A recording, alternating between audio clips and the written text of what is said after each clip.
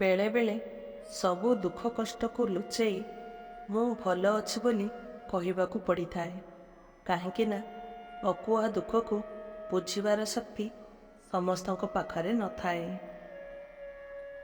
ଆଖିରୁ ଝରୁଥିବା ଲୁହ ଓ ନୀରବତା ପଛରେ ଲୁଚି ରହିଥିବା ଦୁଃଖ ବୁଝିପାରୁଥିବା ଭଳି ମଣିଷଟି ଯଦି ଆପଣଙ୍କ ପାଖରେ ଅଛି, ତେବେ ବୁଝି ନିଅନ୍ତୁ ଆପଣ ଦୁନିଆରେ ଜଣେ ଭାଗ୍ୟବାନ ମଣିଷ। କିଏ ଆମକୁ ଖରାପ କହିଦେଲେ ଆମେ ଖରାପ ହୋଇଯିବା ନାହିଁ, କି କିଏ ଆମକୁ ଭଲ କହିଦେଲେ ଆମେ ଭଲ ହୋଇଯିବା ନାହିଁ। ଆମର ପ୍ରଶଂସା ଏବଂ ନିନ୍ଦା ସବୁକିଛି ଆମ କର୍ମ ଉପରେ ନିର୍ଭର କରେ। ଯଦି ଜୀବନରେ କାହା ପାଇଁ କିଛି ଭଲ କରିଛନ୍ତି, ତାହା କେବେ ବ୍ୟର୍ଥ ଯିବ ନାହିଁ। ଯାହା ପାଇଁ କରିଛନ୍ତି ସିଏ ହୁଏତ ଭୁଲି ଯାଇପାରେ, କିନ୍ତୁ ଈଶ୍ୱର ଭୁଲନ୍ତି ନାହିଁ।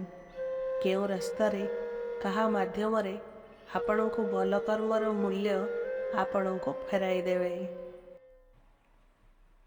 ସମସ୍ୟା ଦେଖିବା ପରେ ଜୀବନରେ କେବେ ବି ହାର ମାନନ୍ତୁ ନାହିଁ। କିଏ ଜାଣେ ଏହି ସମସ୍ୟା ଭିତରେ ଆପଣଙ୍କ ପାଇଁ ଏକ ବଡ଼ ଆରମ୍ଭ ଲୁଚି ରହିଥିବ ଏବଂ ଯଦି କଷ୍ଟ ବଡ଼ ଥିବ, ସଫଳତା ମଧ୍ୟ ବଡ଼ ହୋଇପାରେ। ମନେ ରଖନ୍ତୁ, ଯେପରି ଗୋଟିଏ ଭୁଲ ଅନେକ ଭୁଲ କରିବା ପାଇଁ ବାଧ୍ୟ କରାଏ, ଠିକ୍ ସେହିପରି ଗୋଟିଏ ଭଲ କାମ ଅନେକ ଭଲ କାମ କରିବା ପାଇଁ ପ୍ରେରଣା ଯୋଗାଇଥାଏ। ତେଣୁ ନିଷ୍ପତ୍ତି ତୁମ ନିଜ ହାତରେ।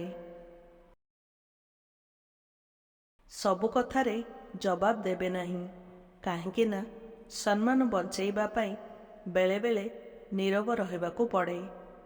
ସବୁ ସମ୍ପର୍କକୁ ଜାବୁଡ଼ି ଧରିବେ ନାହିଁ, କାହିଁକି ନା ସମ୍ପର୍କଟିକୁ ବଞ୍ଚାଇବା ପାଇଁ ବେଳେବେଳେ ଦୂରରେ ରହିବାକୁ ହେବ।